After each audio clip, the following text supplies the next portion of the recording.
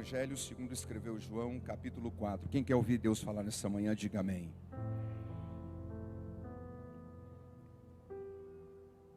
João, capítulo 4, versículo de número 4.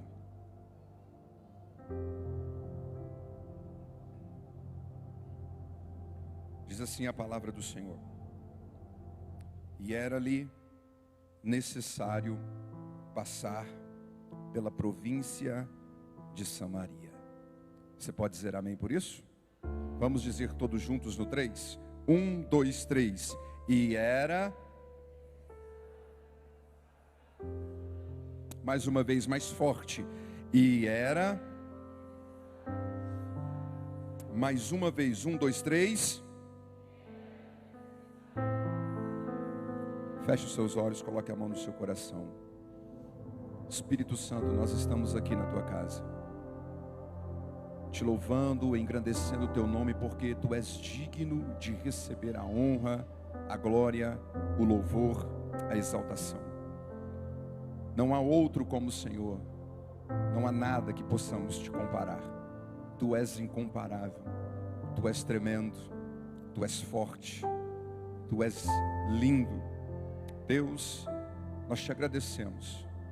Te agradecemos pelo ano que se encerrou. Te agradecemos por essa primeira semana, pelo primeiro ano que o Senhor nos deu. Aqui, nesse lugar, ó Deus, estamos te adorando por tudo que o Senhor tem feito, está fazendo e ainda fará. Te agradecemos por essa semana que se inicia e que será uma semana de impacto, de despertamento espiritual, que será uma semana de aquecer os corações aqui nesse lugar. Por isso nós te pedimos, abra a nossa mente e o nosso coração para tudo aquilo que o Senhor vai ministrar, não só hoje, mas durante toda esta semana. Deus, não nos permita sair daqui da mesma forma como entramos, mas fale conosco, não aquilo que nós queremos ouvir, mas aquilo que nós precisamos ouvir, para que a nossa alma encontre vida e vida em abundância. Toca aonde precisa ser tocado, faça a obra que precisa ser feita. O Senhor tem liberdade, primazia aqui nesse lugar. Por isso, Senhor, nós te pedimos, fale conosco, não nos permita sair daqui sem termos um encontro sincero, profundo e verdadeiro com o Senhor, porque nós estamos aqui para ouvir a sua voz, em nome de Jesus. E se você crê, levante a mão para o céu e diga: Senhor, mais forte, Senhor, fale comigo, não o que quero, mas o que preciso nessa manhã. O meu coração, a minha mente, os meus ouvidos estão disponíveis para o Senhor falar. Em nome de Jesus, aplauda, Senhor.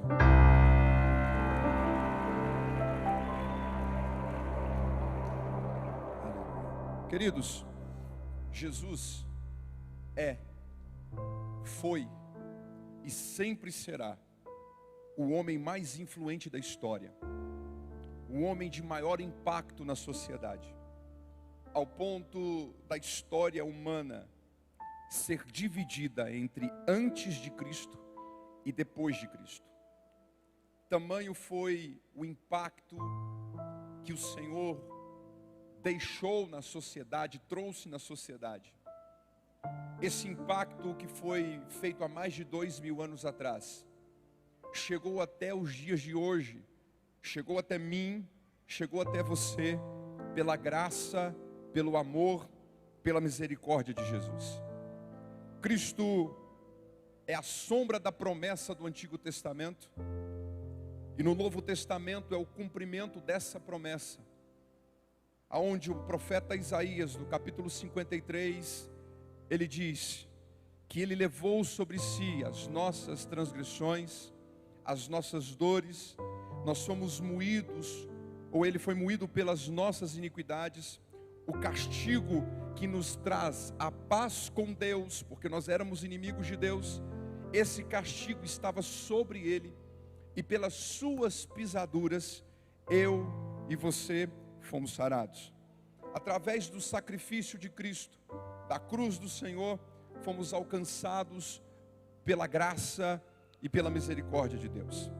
Quando eu olho para o Evangelho de João, eu vejo esse evangelista mostrando Jesus como o Messias prometido, esse Messias que haveria de vir, esse Messias que haveria de resgatar o pecador, esse Messias que haveria de tomar o nosso lugar, assumir a nossa posição, levar a nossa cruz e nos conduzir pela verdade do Evangelho à eternidade com Deus.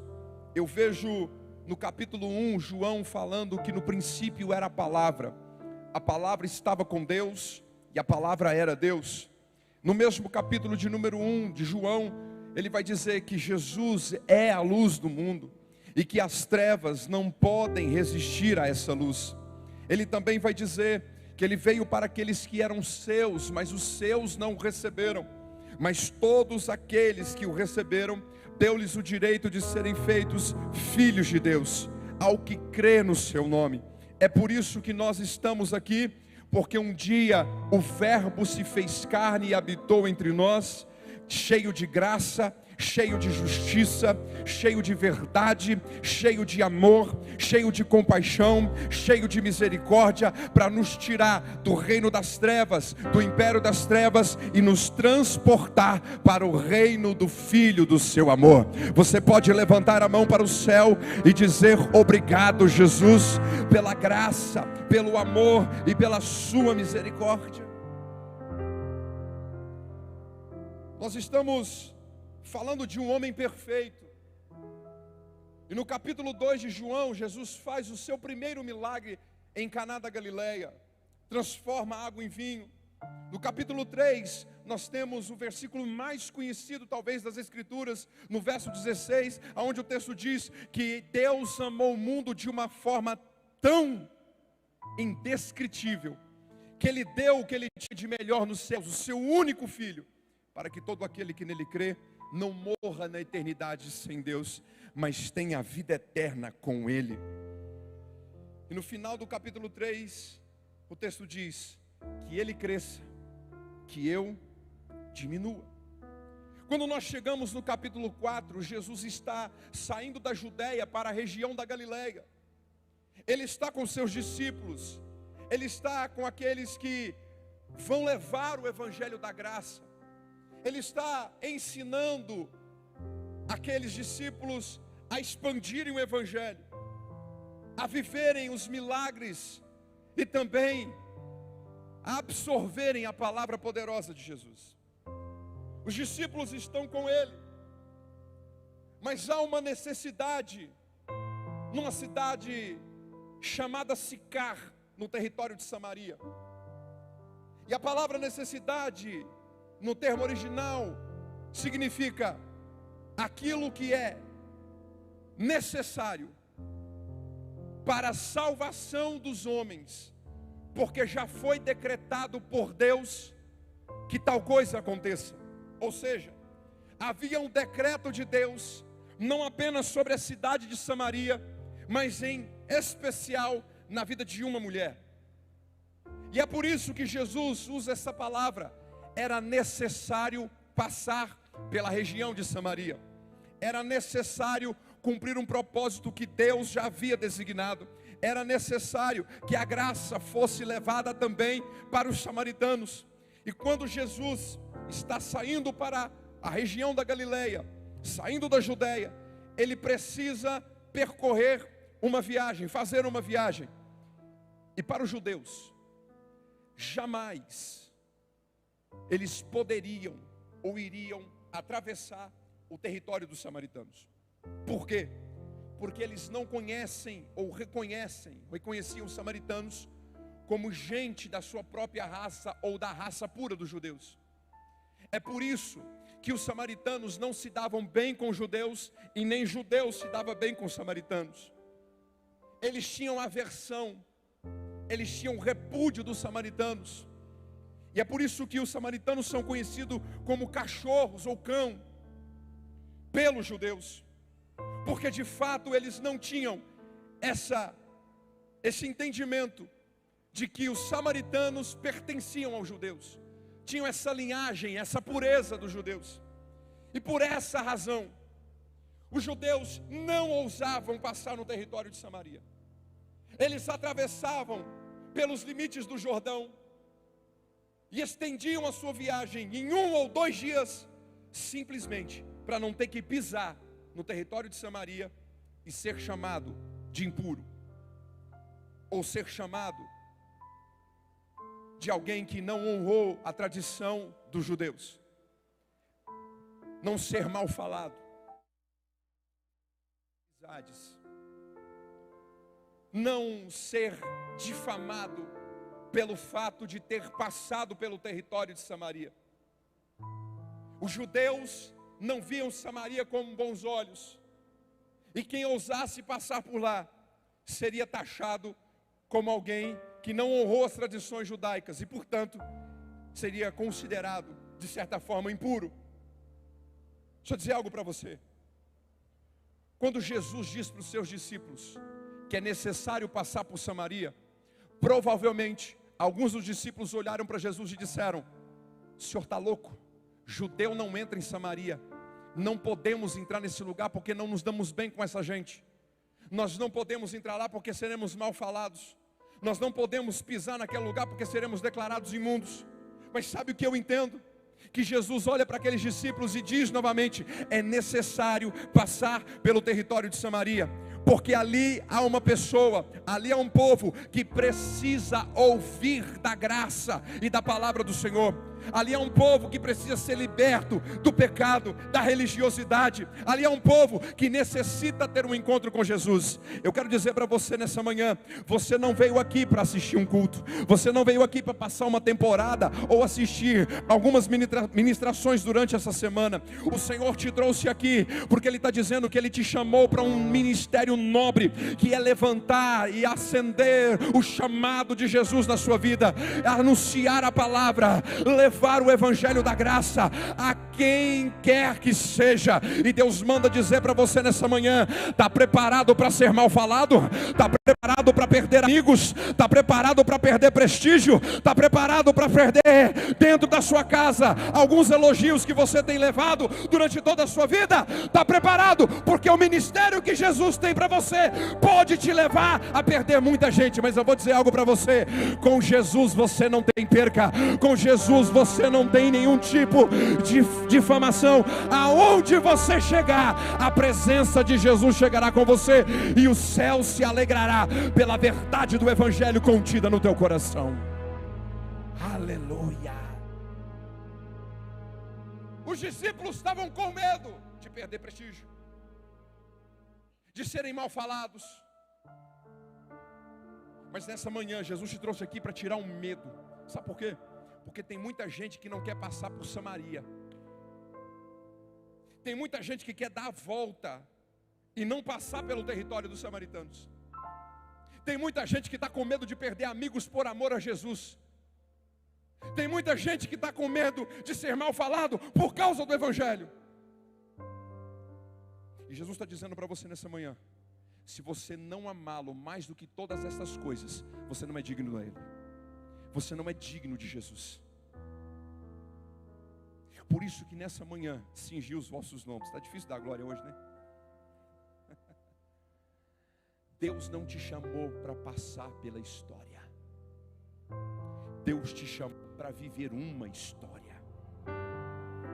E a história que Ele te chamou para viver é essa: de ser testemunha, de ser profeta, de ser anunciador, de ter e entender a sua vocação aqui nessa terra. Não é para você ficar como um crente vegetativo, não é para você ficar como um crente apático. Nós estamos vivendo num tempo de cristianismo frio, morno, gente que só vem para a igreja e não leva para casa, ou para o seu trabalho, ou para o seu vizinho, a palavra que aqui é semeada. Não, Deus está dizendo dizendo: eu estou acendendo você hoje como uma tocha de fogo.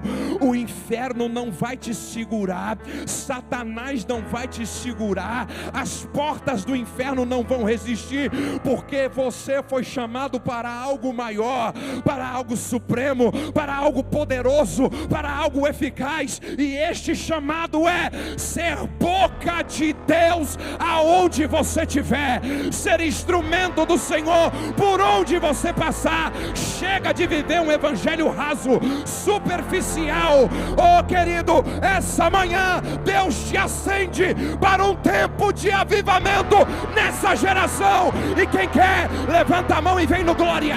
Quem deseja, levanta a mão e diga: Senhor, eu quero anunciar e ser o responsável por um grande avivamento a começar dessa cidade. Quem pode levantar a mão para o céu e dar glória? Porque eu vejo o anjo do Senhor tocando na tua mão, eu vejo o anjo do Senhor selando essa aliança. Você não vai sair daqui frio, cabisbaixo, entristecido, mas Deus te acende nessa noite, porque você é importante para Ele. Oh, aleluia. Arabachou de canta labachai. Eu estou sentindo Deus aqui. Não sei se a igreja subiu ou se o céu desceu, só sei que está cheio de anjo de Deus, porque o próprio Deus está. Você pode dizer comigo? Vem. Tem anjos voando nesse lugar, no meio do povo, em cima no altar.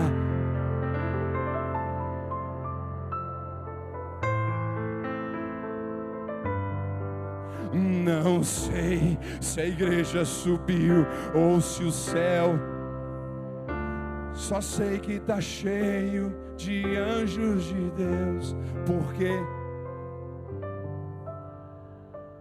E se Deus está aqui, o que você faz para Ele?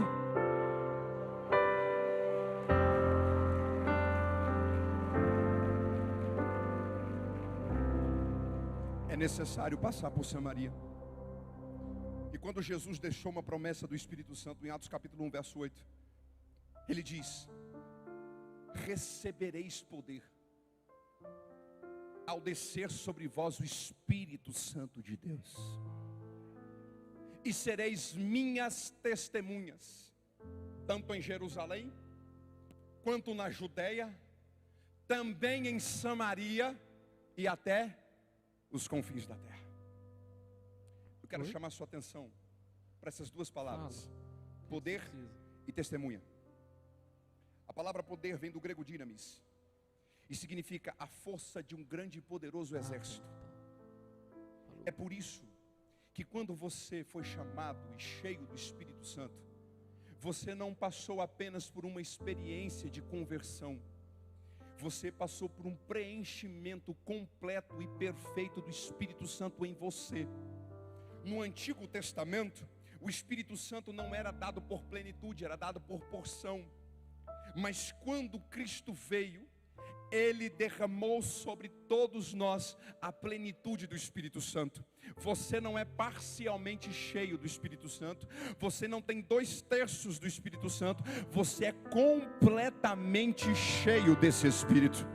Você tem algo dentro de você que se chama poder de Deus, e esse poder de Deus é como se fosse a força de um grande, poderoso, invencível exército de Deus. Sabe por que você chegou até aqui? Não é porque você é bonito, não é porque você tem dinheiro, não é porque você tem um bom plano de saúde, não é porque você tem uma casa para morar, não é porque você tem dinheiro na sua conta, não. Você chegou até aqui porque até aqui o Senhor te trouxe. Você chegou até aqui porque o Espírito Santo cuidou de você, zelou de você, protegeu você durante a sua caminhada. Você chegou até aqui e não sabe como venceu tudo que você passou, porque o Espírito Santo foi o vencedor de todas as coisas em você.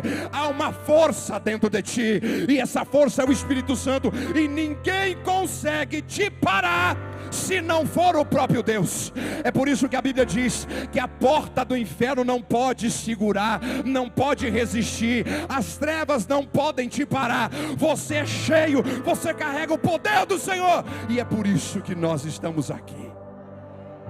Segundo, o texto diz em Atos capítulo 1 verso 8 que nós também seremos testemunhas de Jesus.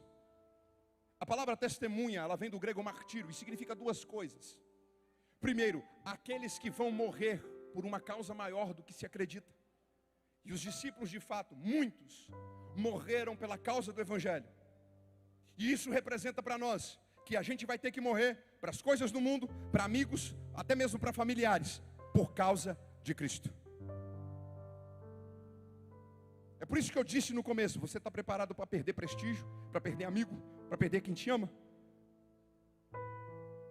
Mas há uma segunda conotação nessa palavra testemunha, e é aquele que presenciará grandes acontecimentos.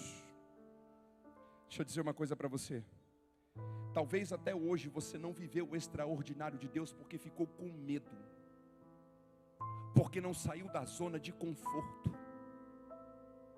Talvez até hoje você não viveu o extraordinário de Deus porque você ficou acuado, achando que Deus não tem nada para você. Deus não te chamou à existência sem propósito. Não existe isso. Deus não te chamou e não ecoou o seu nome na eternidade para você viver uma vida qualquer. Não, Deus te chamou para viver um tempo extraordinário. Deus te chamou para viver um tempo de avivamento. Deus te chamou para viver um tempo onde você vai proclamar a palavra do Senhor e viver grandes acontecimentos da parte do Senhor. É por isso que nessa manhã Deus te trouxe aqui para tirar esse medo e fazer você entender que se você tem um chamado, se você tem uma vocação, se a sua vida veio à existência porque Deus te trouxe, quem é o diabo para falar o contrário da sua vida? Quem é Satanás para dizer que você tem que tirar a sua vida? Quem é o espírito das trevas para dizer que você não tem valor para Deus? Se Deus te trouxe nessa manhã, Ele está dizendo: eu estou acendendo o teu chamado hoje, eu estou acendendo a tua vocação hoje. Você vai passar por Jerusalém, vai passar por Judeia, mas também vai descer em Samaria, porque Samaria é didático para Deus, Samaria é lugar de ensino para o Senhor, e você foi chamado com valor, com propósito, com entendimento. A sua vida vale muito para Deus.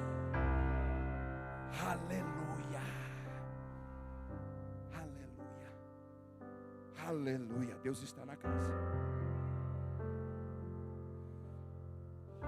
Testemunhas, poder, Espírito Santo. Quando Jesus chama os seus discípulos para descer para o território de Samaria, existe o outro lado da história. Porque do outro lado da história existe uma mulher. Os judeus não se davam bem com os samaritanos. Eles tinham medo de pisar no território de Samaria, mas havia uma necessidade. E essa necessidade é que move o coração de Jesus. Quando você vai para o contexto do capítulo 4, você vai encontrar uma mulher. Ela não tem nome. Por quê? Porque a sua história não é relevante. E talvez a história dessa mulher é de alguns aqui nessa manhã. Essa mulher, ela não tem uma história de vida relevante para a sociedade. E é por isso que o seu nome não nos é dado. Porque além de ser uma mulher, e naquele tempo as mulheres não tinham privilégios de nem serem citadas em genealogias, ela também tem um contexto de vida complicado. Ela tem um contexto de vida difícil. É uma mulher entristecida, abatida. Embora ela saiba da existência de uma promessa acerca do Messias, ela não consegue viver essa promessa na plenitude. Se você ler o capítulo 4, você vai encontrar que essa mulher ia ao poço de Jacó para tirar água, no horário mais improvável da cultura daquele tempo. Porque o que era normal era as mulheres irem ao poço de Jacó às 9 da manhã ou às 3 da tarde. E essa mulher vai no horário mais improvável, ao meio-dia. Por que ela vai a esse horário? Porque ela não quer esbarrar com ninguém. Ela não quer conversar com ninguém. Ela não quer ser vista por ninguém. Ela quer se esconder. Ela não é uma mulher de muitos ou de quase nenhum, e por que não, nenhum tipo de amizade. Há uma tristeza e uma frustração no coração dessa mulher. Porque quando Jesus encontra ela, Jesus fala que ela foi esposa de 5 maridos. Ela não conseguiu encontrar o amor verdadeiro. Provavelmente a religião apontava para ela, acusava ela dos seus erros. Provavelmente ela era a escória da sociedade, vergonha da cidade de Sicar, em Samaria.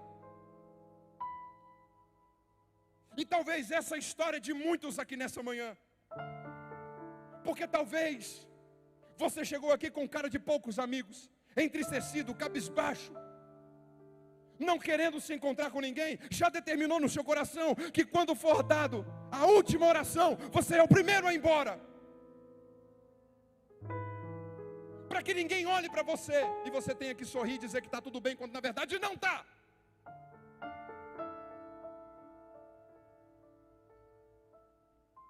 Talvez você chegou aqui com a ideia de pegar um pouquinho do poço de Jacó para levar para a tua casa, para passar a sua semana. Todo culto após culto, você vem, leva um pouquinho, você vem, leva um pouquinho para a tua casa, e nunca é cheio, porque se esconde, porque acha que o seu pecado é maior que o amor e a graça de Jesus. Deixa eu dizer uma coisa para você. Romanos capítulo 5, versículo 20 diz: aonde abunda o pecado, superabunda a graça de Deus. Romanos capítulo 8, versículo de número 1 diz: nenhuma condenação há para aqueles que estão em Cristo Jesus. Segunda carta de Paulo aos Coríntios, capítulo 5, verso 17 diz: se alguém está em Cristo, nova criatura é. As coisas velhas passaram e tudo se fez novo. É uma novidade de vida que te espera hoje aqui nessa manhã. Porque Jesus determinou no seu coração, é necessário passar pelo território de Samaria. E quando ele chega no território de Samaria, ele se assenta no poço de Jacó. Qual horário? 9 da manhã? Não. 3 da tarde? Não. Exatamente ao meio-dia. Porque quando você pensa que nada na tua vida vai mudar, quando você pensa que nada na tua vida vai acontecer, que nenhuma coisa de boa tem o poder e a probabilidade de acontecer numa manhã de domingo como essa, quando você chega, está Jesus te esperando.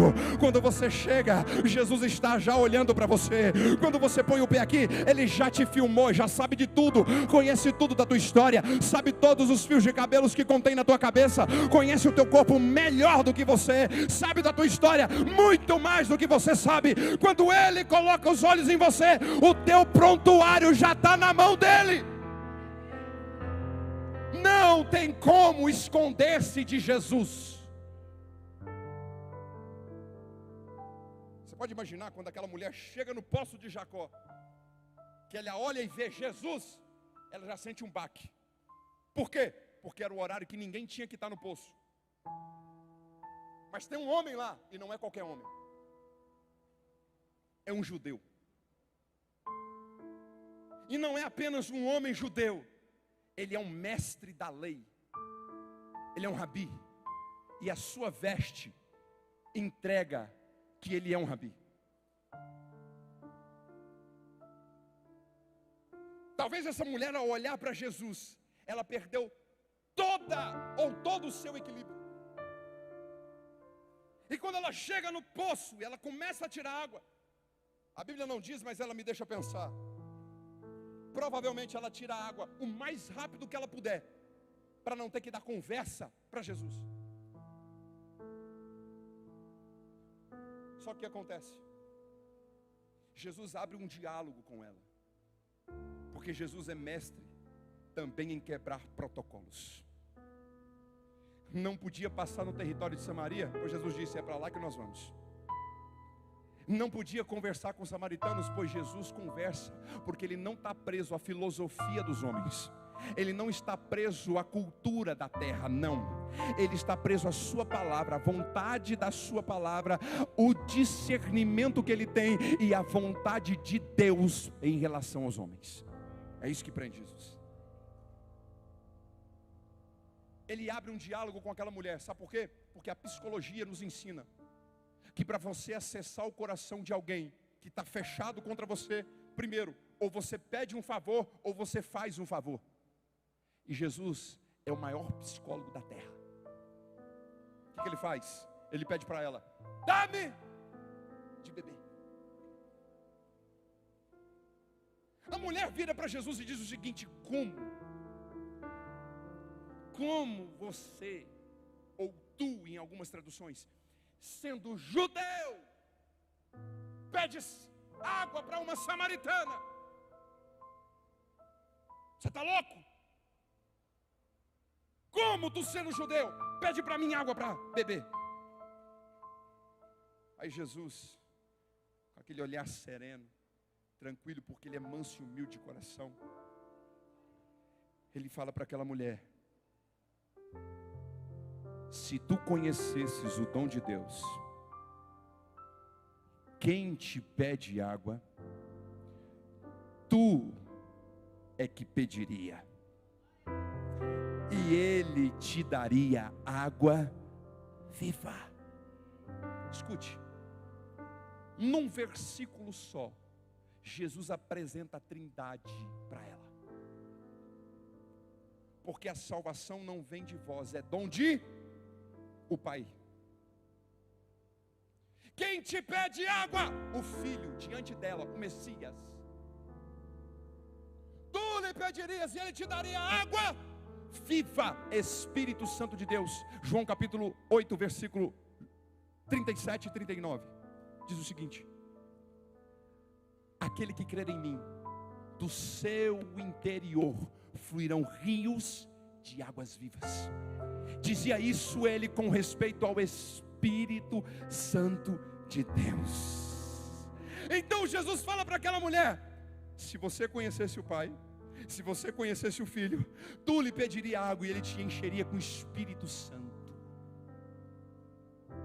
Note que a mulher é a escória da sociedade, é a vergonha de Sicar. Porque quando Jesus fala para ela: vai chamar o seu marido, ela diz: eu não tenho marido. Jesus diz: você já teve 5, que agora você tem não é teu.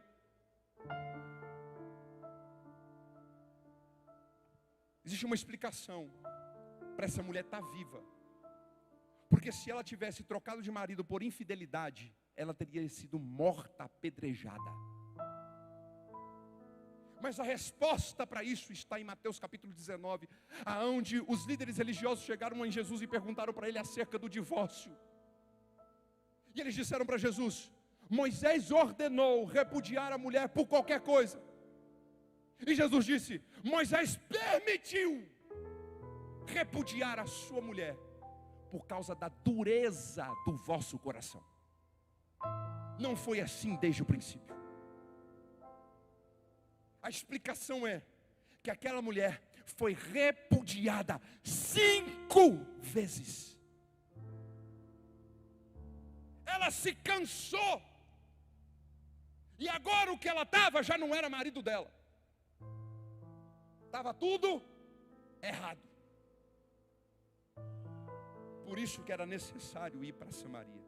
Você consegue compreender que existem pessoas que precisam ser alcançadas por Jesus através de você e que estão no território de Samaria? E que você é bálsamo, remédio, acesso, ponte dessas pessoas para Jesus? Jesus conversa com aquela mulher. Ele trata o pecado daquela mulher. Ele muda a mente daquela mulher. Ele prega, a Bíblia não diz, mas eu acredito que essa conversa aqui foi pelo menos em 1 hora.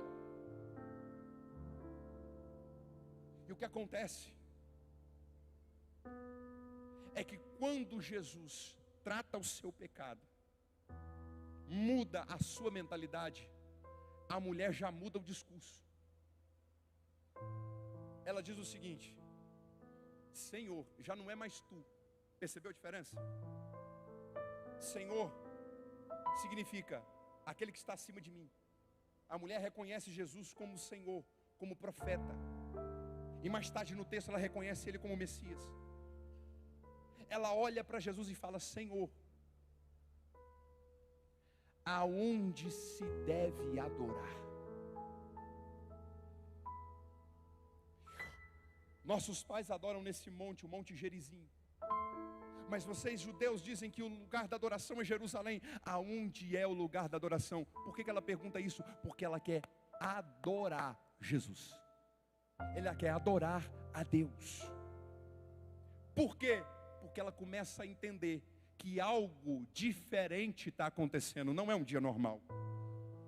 Não é uma ida ao poço de Jacó como as outras idas. Ela está totalmente rendida aos pés e à vontade de Jesus. Deixa eu dizer uma coisa para você. Ela era a escória da sociedade, vergonha para todo mundo. Ninguém queria conversar com ela, e provavelmente a religião ia apontar o dedo para ela e apontar o seu pecado, o seu erro. Mas sabe qual que é a graça da graça?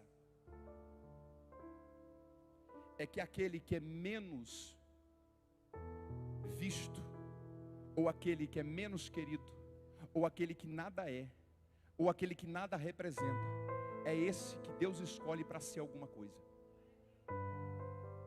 1 Coríntios capítulo 1, a partir do verso 26, diz que Deus escolheu as coisas que não são, para confundir as que são. E talvez você chegou aqui nessa manhã com esse entendimento: o meu pecado foi maior, e é por isso que eu estou condenado a viver uma vida qualquer, vegetativa, porque Deus não quer mais nada comigo, porque Deus não tem mais chamada para mim, porque Deus não tem mais ministério para mim, porque Deus não vai ouvir mais a minha oração, porque Deus não vai ouvir mais o meu clamor, porque Deus não vai ouvir mais a minha adoração, porque Deus não vai ouvir as minhas devocionais mais, porque Deus virou as costas para mim. Não, Deus está dizendo nessa manhã: é necessário eu te encontrar contigo, é necessário eu ter encontro com você nessa manhã, porque eu quero transformar o teu deserto, eu quero mudar teu cativeiro e transformar esse pensamento em um ministério fantástico, em uma vocação tremenda, em um chamado incrível. É para isso que você está aqui. Não é o teu pecado que é maior do que a graça, é a graça que é maior que o teu pecado. Não é o teu pecado que é maior do que o amor de Jesus. O amor dele é maior que o seu pecado, e ele está de braços abertos, estendidos para você. O teu chamado não foi revogado, a tua vocação não foi deixada. Ei, o teu chamado ainda está de pé. Aleluia. Sabe o que essa mulher faz?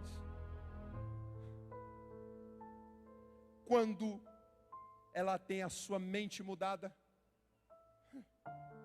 aonde é que eu tenho que adorar a Deus?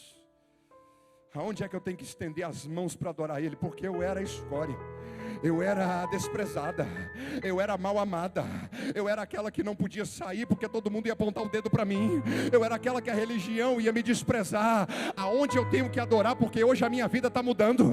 Aonde eu tenho que adorar? Porque hoje eu entendo que Deus me ama. Aonde eu tenho que adorar? Porque hoje eu vim pegar um pouquinho no poço de Jacó, mas estou voltando cheia para casa. Aonde é que eu tenho que adorar? Ei, Jesus disse para ela: vai chegar a hora, e na verdade já chegou, em que os verdadeiros adoradores adorarão o Pai em espírito e em verdade. E é esse que o Pai procura. Não procura bons, não procura os melhores, não procura os soberbos, não procura os egoístas, procura os rendidos para adorar o seu nome.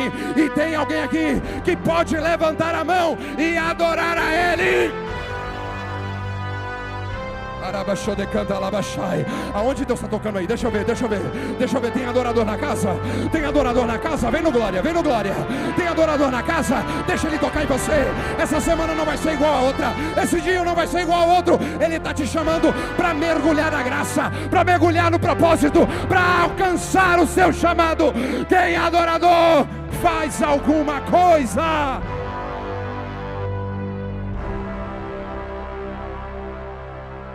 Só pra te adorar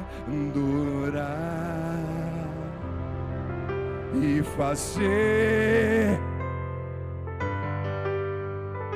grande e te dar o louvor. Estamos nós. Você pode cantar mais uma vez? Só para te adorar. Só para te adorar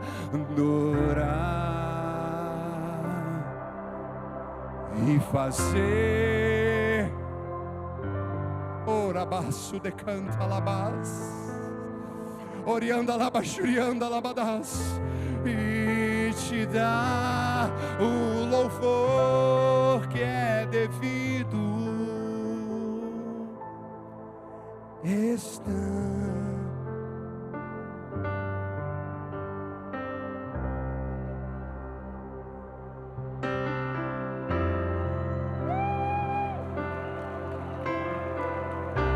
Tem defeito, tem pecado, é deficiente espiritual, mas é amado por Deus, é encontrado pelo Senhor, é convidado para sentar na mesa e tem chamado. Sabe o que é? A raiva do diabo sobre você não é porque você é bonitinho, não é porque você está sentado confortável, não é porque você vai almoçar depois de um culto como esse. Não, a raiva do diabo é porque mesmo você sendo defeituoso, pecador, ingrato, improvável, aquele que era vergonha, Deus disse: eu te chamo pelo teu nome, tu és meu e vou te dar um chamado incrível. Quem pode? Meu Deus, quem pode? Abre a boca. Dá glória. O diabo precisa gemer de raiva de você. Arabaxeri canta labarabachai, recanta labassurianda lamanabachai. Aleluia.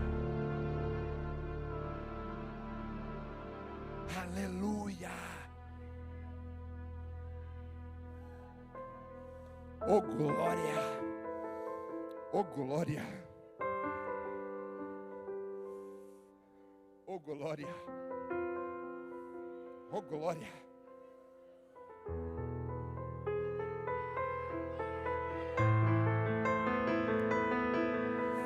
Eu estou sentindo o céu aqui, eu estou sentindo a glória dele aqui. Eu estou sentindo o anjo subindo e descendo. Eu posso ver uma nuvem de glória sobre essa casa. Anápolis não será a mesma. A church esse ano não será a mesma. Há uma promessa de Deus aqui nesse lugar. Há um propósito do Senhor aqui nesse lugar. Aleluia. A mulher pergunta onde é a adoração. Depois que ela fala da adoração, ela deixa o cântaro no poço de Jacó e entende que ela tem uma vocação, um chamado, que ela não pode deixar para si aquilo que ela recebeu, mas ela tem que espalhar a boa notícia. Sabe o que acontece? Ela perde o medo. Ela deixa os maus olhares de lado. E ela caminha de porta em porta em Sicar para falar para todo mundo daquela cidade: gente, tem um homem lá no poço de Jacó. Na verdade, ele não é qualquer homem. Ele é um profeta. Porque ele tem falado tudo quanto eu tenho feito. E mais, esse homem me mostrou o amor de Deus, a graça de Deus. Esse homem me fez entender que eu tenho um chamado, que eu tenho uma importância, que eu tenho uma vocação. E é por isso que eu estou aqui. Porque eu sou boca de Deus agora. Eu não ando mais no pecado. Eu não ando mais na transgressão. Eu sou aquele ou aquela que Deus chamou para fazer algo extraordinário, falar das grandezas de Deus. E como Deus pega um homem que nada é, que nada vale, e faz ser alguma coisa para o reino de Deus. E mais, eu acredito que esse homem que está lá no poço de Jacó, ele é o Messias prometido. E se eu fosse vocês, eu ia caminhando direto para lá, porque ele é poderoso em palavras, é manso, é humilde de coração. Ele é o bom pastor, ele é o maravilhoso conselheiro, ele é o Pai da eternidade, ele é o príncipe da paz, ele é a brilhante estrela da manhã, ele é o alfa, ele é o ômega, ele é o princípio, ele é o fim, ele é aquele que era, que é e que há de vir. Ele é aquele menino prometido, o menino nos nasceu e o filho se nos deu. Ele é a raiz de Jessé, ele é o sol da manhã, ele é a porta das ovelhas, ele é o bom pastor, e por causa disso não temos falta de nada. Ele é o caminho, a verdade e a vida, e ninguém vai ao Pai se não for por ele. Ele é o pão vivo que desceu do céu, ele é a videira verdadeira e nós somos os ramos, e sem ele nada podemos fazer, porque tudo vem dele, por ele e para ele são todas as coisas. A ele seja a glória, a ele seja o louvor, a ele seja o domínio. Ei, corre para o poço de Jacó, porque tem um homem lá que é o Messias e que pode mudar a tua história, transformar o teu cativeiro, mudar a tua ideologia. Ei, deixa ele te tocar.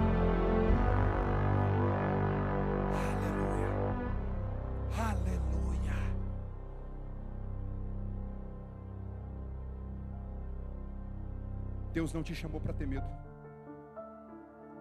Quando Paulo fala para Timóteo reacender a chama que existe nele, ele diz: porque Deus não nos deu espírito de covardia. E vou dizer para você, sabe por que essa conferência é profética para esse ano? Porque Deus está levantando uma geração de vocacionados para estartar o avivamento nessa nação. Sabe por quê? Porque tem muita gente que está com medo de como vai ser esse ano. Tem muita gente falando que a economia vai andar para trás. Tem muita gente preocupada com as finanças, com as ideologias que serão colocadas, com os decretos que serão feitos. Tem muita gente preocupada, com medo. Mas Deus te deu o Espírito Santo, poder, força, unção. Segura aí.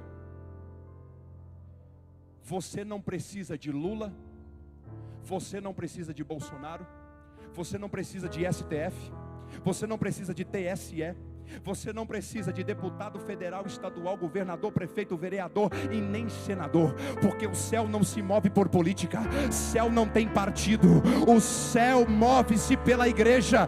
E é por isso que esse ano vai ser incrível, vai ser extraordinário, vai ser maravilhoso, porque nós não dependemos do que está sendo feito ou do que vai acontecer, nós dependemos do chamado de Deus, da palavra do Senhor, do decreto de Deus. Se tem alguém aqui que depende dele, levanta a mão e dá glória.